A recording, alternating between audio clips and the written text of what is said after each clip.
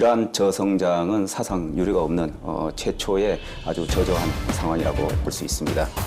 연평균 4%에서 5% 정도 민간 소비가 늘었던 걸로 제가 알고 있습니다. 지금은 이게 2% 미만대로 떨어져 있습니다. 상가 가게 들어가잖아요. 그럼 사람들이 눈을 닫아야 될지 몰라요. 근데 손을 잡고 눈물을 글썽글썽거려요. 한국 경제가 어둡고 긴 터널에 빠져있는 사이 세계 곳곳에서 금융위기가 터져나오고 있고 잃어버린 20년을 보낸 일본 역시 강력한 환율 정책으로 탈출구를 찾고 있습니다. 전쟁의 폐허에서 일궈낸 한강의 기적. 세계사에 유례가 없었던 고성장. 연 10% 이상의 성장 신화는 어디로 사라져버린 걸까요? 대기업 성장과 이 서민들의 삶이 같이 가는 게 아니구나. 국민이 행복하지 않다면 무슨 소용이 있느냐. 한때 기적을 창조했던 대한민국 경제. 어디에서 다시 살 길을 찾아야 하는 걸까요? 저성장이라는 덫에 놓인 한국 경제가 다시 활력을 찾을 수 있는 방법은 무엇인지 처음부터 한번 되짚어보려고 합니다.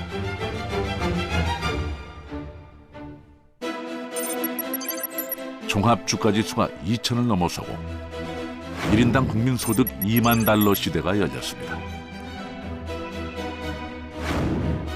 수출 강대국이라는 위상답게 무역은 1조 달러를 달성했고 미국과 영국 등 선진국에 이어 세계에서 7번째로 2050 클럽에 가입했습니다.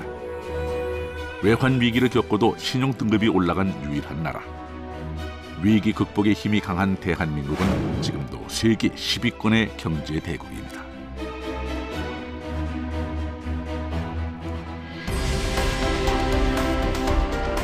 새 정부가 출범했습니다. 그리고 경제는 여전히 큰 부담입니다. 출범 50여일 만에 20조 원에 가까운 나랏돈을 풀어 침체된 경제 불씨를 살려보고자 하는데 지표를 살펴보면 현실은 더욱 암울합니다. 올 1분기 GDP 성장률이 0.9%, 2년 연속 0%대 성장률을 기록하고 있습니다. 경제 성장률이란 것이 발표된 이래로 처음 있는 일입니다. 올해 경제 성장률은 2%에 불과할 것이란 전망이 지배적입니다. 정부뿐만 아니라 대부분의 기관들이 6개월 전보다 전망치를 낮췄습니다. 해외에서 보는 눈도 크게 다르지 않습니다. OECD는 2.6%를 제시했고 아시아개발은행과 IMF는 2.8%로 전망했습니다. 도대체 무엇이 문제일까요? 물론 한 나라의 경제 규모가 커지고 성숙해지면은 전반적으로 성장률이 낮아지는 것은 다른 나라 사례에서도 볼 수 있습니다만 우리나라 같은 경우에는 현재 2%대 후반 의 성장 전망치가 지금 많이 나오고 있다는 것은 그만큼 잠재 성장률보다 우리가 아주 낮은 성장 전망 그리고 성장 실적을 보이고 있기 때문에 아주 심각한 상황이라고 할 수 있죠. 사실 우리 경제에 대한 위기 경고는 아주 갑작스러운 것이 아닙니다. 영국의 파이낸셜 타임즈는 사설을 통해 풍부한 노동력과 자본을 이용한 과거와 같은 수출 주도형 성장 모델은 더 이상 지속 가능하지 않다고 지적했습니다. 노벨 경제학상 수상자인 로버트 맨델 교수는 지금과 같은 경제 수준으로서는 과거와 같은 높은 성장을 기대할 수 없다고 진단했고, 니얼 퍼거슨 하버드 교수는 미국과 일본 역시 경험했던 저성장을 한국 역시 피해갈 수 없다고 경고했습니다. 2000년도만 해도 연평균 4%에서 5% 정도 민간 소비가 늘었던 걸로 제가 알고 있습니다. 지금은 이게 2% 미만대로 떨어져 있습니다. 그렇기 때문에 민간 소비가 지금 갇혀 있고 수출도 아시다시피 계속 중국이라든지 이중진국들한테 갇혀져 있고 일본까지도 저렇게 엔저의 경쟁력을 가져가면 사실 우리 수출도 단기간에 회복되기 보기 되게 어렵다고 보는 거죠. 저성장이라는 덫에 발목이 잡혀있긴 하지만 선진국과 어깨를 나누며 후진국들의 성장 모델로 불리는 우리에게도 전성기가 있었습니다.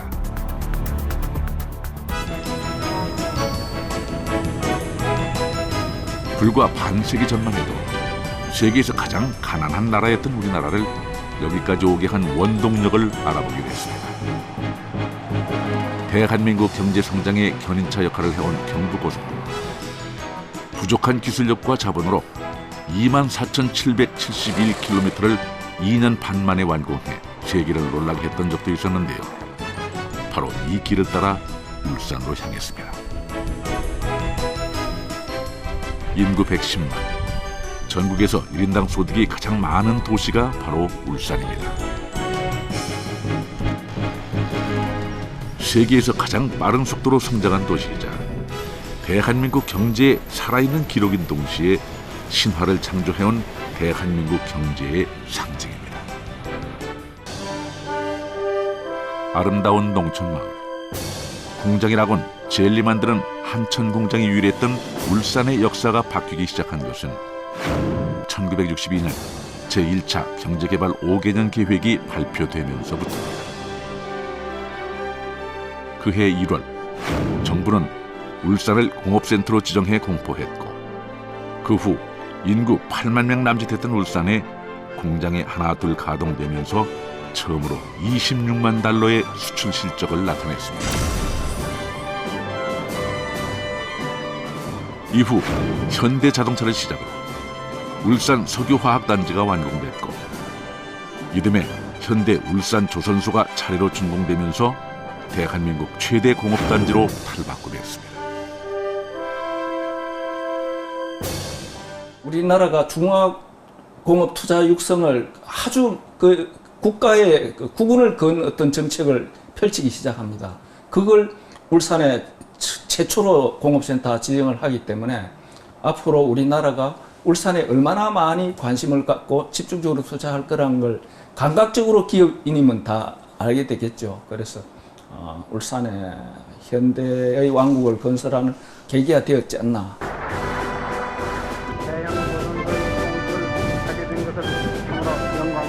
한쪽에서는 모래벌판에 조선소 도크를 파고 또 다른 한쪽에서는 선체를 재단하고 용접을 했습니다.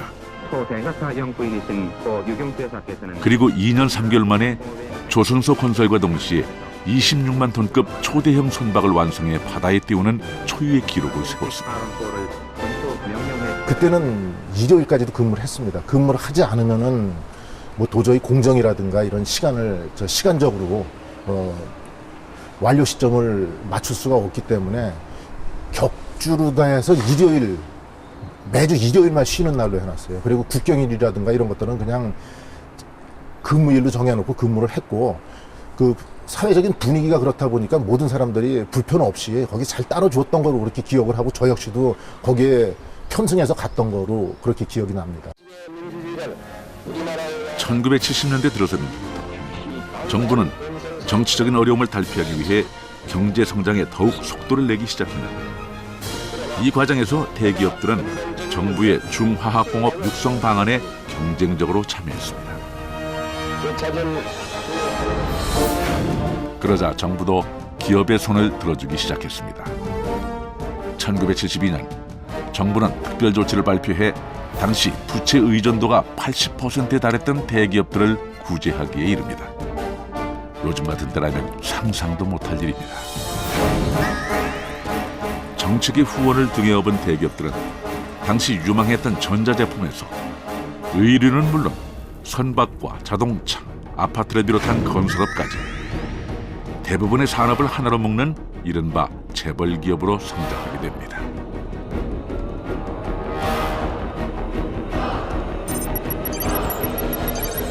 재벌.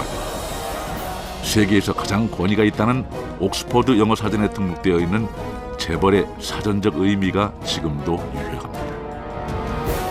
총수가 있고 그 총수의 가족이 소유하거나 지배하는 기업 집단은 압축 성장의 시대가 끝났음에도 불구하고 여전히 막강한 경제력을 발휘하고 있습니다. 대기업 위주냐 중소기업 위주냐라기보다도 정부가 주도적으로 경제개발 계획을 세워서 경제 발전을 시킨 것 자체가 제가 뭐 잘못됐다고 보지는 않고요. 그걸 하는 과정에서 굉장히 과도하게 그 특정 기업들에게 지원을 몰아주고 정부가 원하는 또 투자를 유도하고 이런 것들을 하면서 재벌 기업을 키우고 정경유착이 발생하고 그러면서 우리 경제 구조가 이 재벌 중심의 경제 구조로 그렇게 만들어져 버렸거든요. 그것이 결정적으로 잘못된 부분이죠. 견고할 것만 같았던 한국 경제가 국가 부도라는 초유의 위기를 맞았습니다. 당시 국제통화기금 IMF는 600억 달러를 지원했고 30대 재벌 기업 가운데 14곳이 파산하기에 이릅니다. IMF 총재는 한국 경제 모델의 수명론을 제기하며 강력한 구조 조정을 요구했습니다.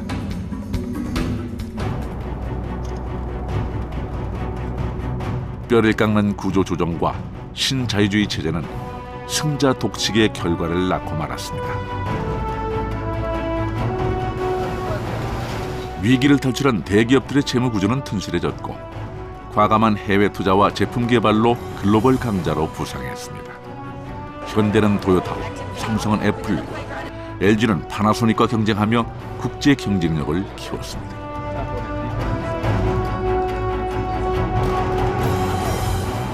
그러면서 수출은 3배 이상 증가했고 국민소득은 2배나 늘어났다는데 그 많은 돈은 다 어디로 간 걸까요? 우리 경제가 성장기였을 때는 가계나 기업의 소득에는 별 차이가 없었습니다. 하지만 외환 위기를 거치면서 소득 격차는 크게 벌어졌습니다. 기업의 소득 역시 한쪽으로 치우치기는 마찬가지입니다. 국내 10대 그룹의 총 생산은 우리나라 전체 GDP의 4분의 3을 넘어섰고 GDP의 20% 이상을 삼성이라는 하나의 거대 기업이 차지하고 있습니다. 그리고 거대한 자본의 힘으로 몸집은 더욱 커졌습니다. 화학과 가전제품이 본업이었던 한 대기업 그룹은 생활건강제품에서 식음료는 물론 통신 서비스까지 사업 영역을 확장했습니다. 유통업계 1위를 달리고 있는 재계서열 5번째 이름을 올려놓은 이 기업 역시 최근 건드리는 사업이 많아졌습니다.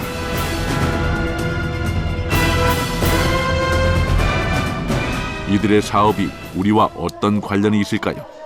우리는 이 기업의 백화점과 전자제품 판매점에서 필요한 물건을 사고 이들이 운영하는 홈쇼핑으로 물건을 주문합니다. 같은 이름의 슈퍼마켓은 골목까지 들어와 있습니다.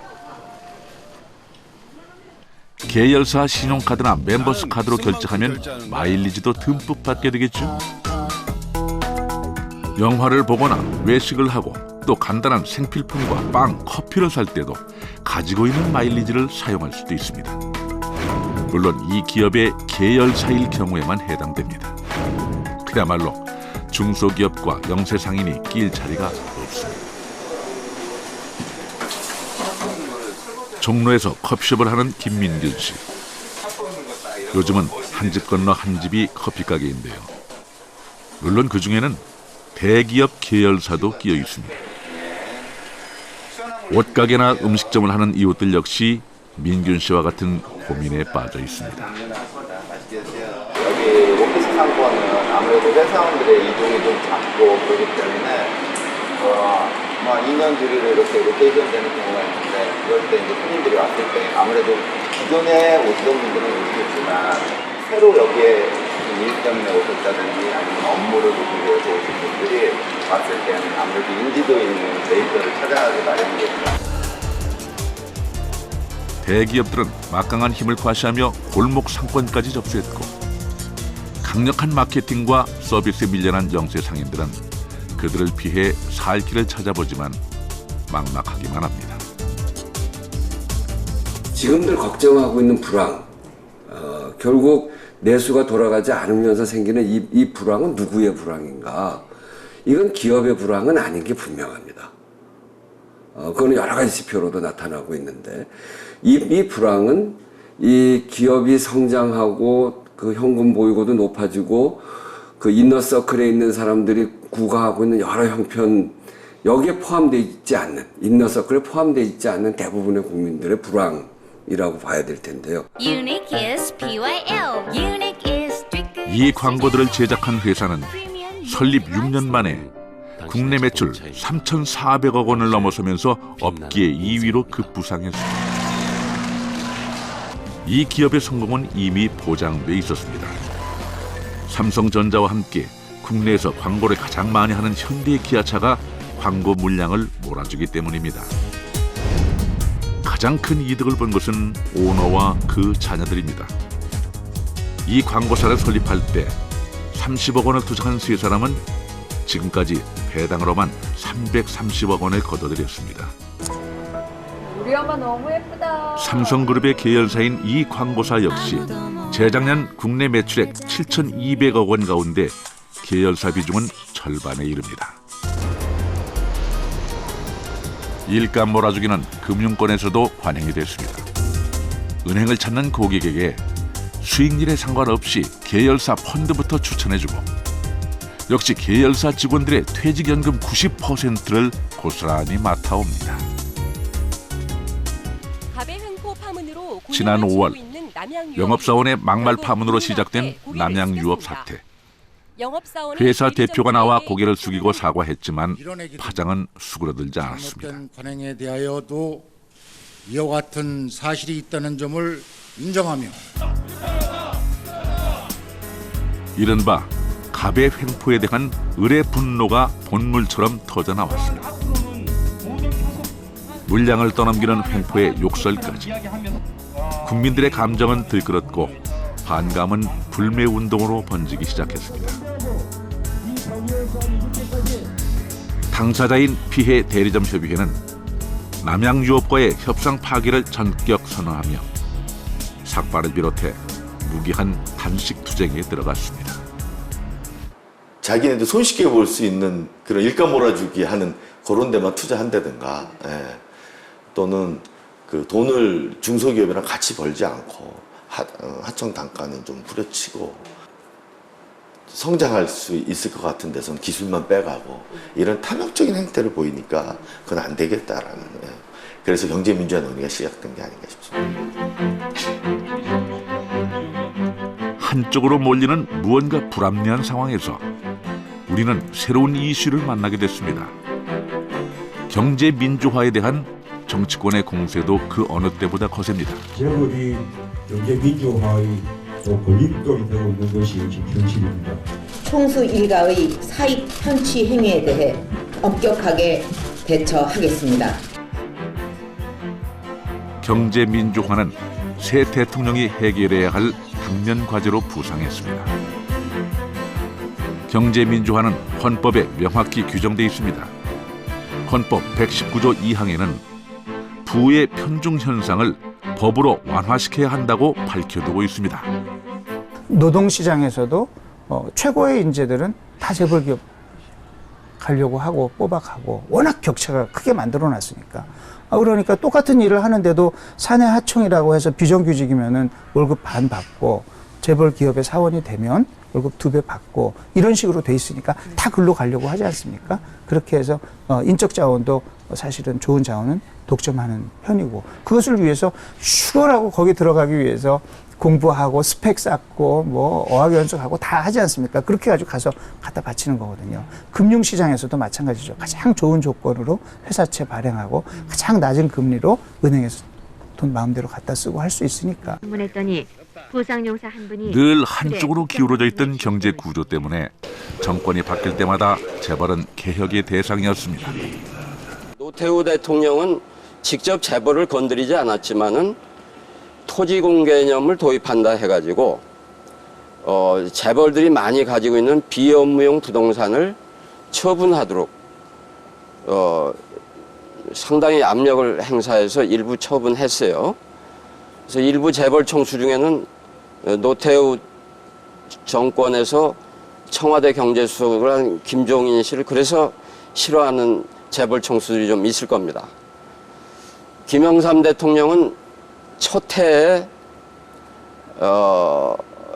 시민사회 요구에 의해서 금융실명제를 실시했습니다.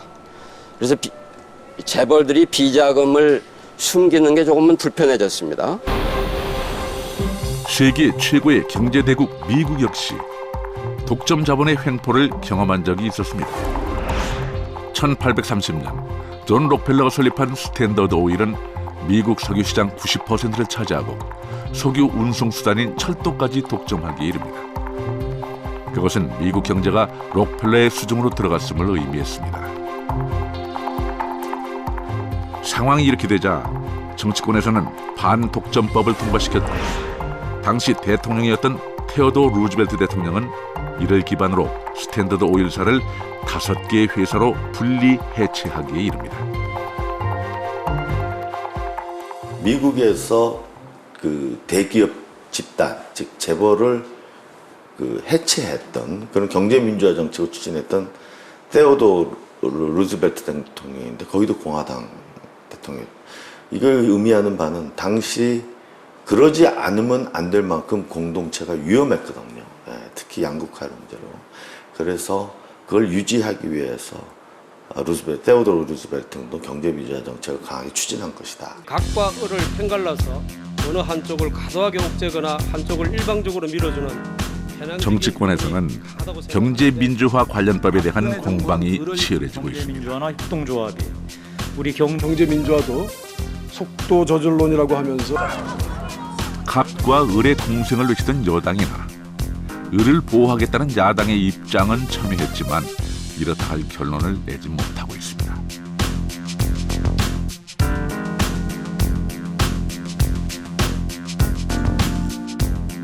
재벌 독식 구조가 강해진다는 것은 한 나라의 이제 이 경제적 자원들을 한쪽에 몰아준다는 것이고요. 그렇게 몰아주게 되면 사실은 그 자원들이 가서 먹고 살 수 있던 중소기업, 뭐 골목 상권 이런 것들이 다 무너진다는 것이고, 그게 무너지면 일자리가 줄어들고, 일자리가 줄어들면 소득이 줄어들게 되고요.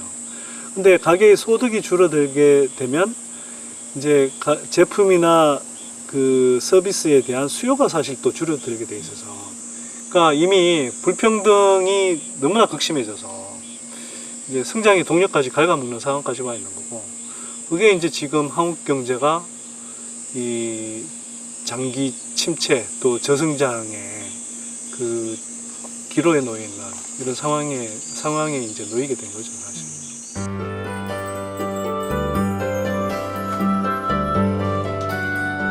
3,000여 개의 대기업에 모든 것이 집중되어 있는 지금과 같은 경제 구조에서 300여만 개의 중소기업이 그들과 함께 공존할 수는 없는 걸까요?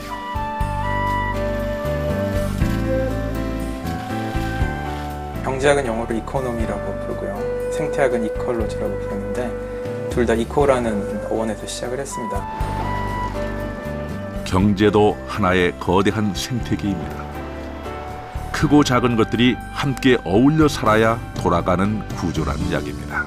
우리가 잘못 이해하고 있는 게 사자가 굉장히 힘이 세기 때문에 전체 생태계를 다 운영하고 자기 마음대로 한다고 생각하고 있지만, 거꾸로 생태계가 보여주는 결과들은 뭐냐면 이 사자는 자기보다 100배나 되는 숲이 없으면 존재할 수 없는 존재입니다. 지금 우리 경제는 급속한 성장 후유증을 앓고 있습니다.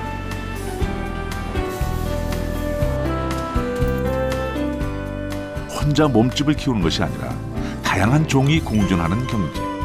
그러한 생태계에서 비로소 우리 경제는 활력을 찾을 수 있지 않을까요?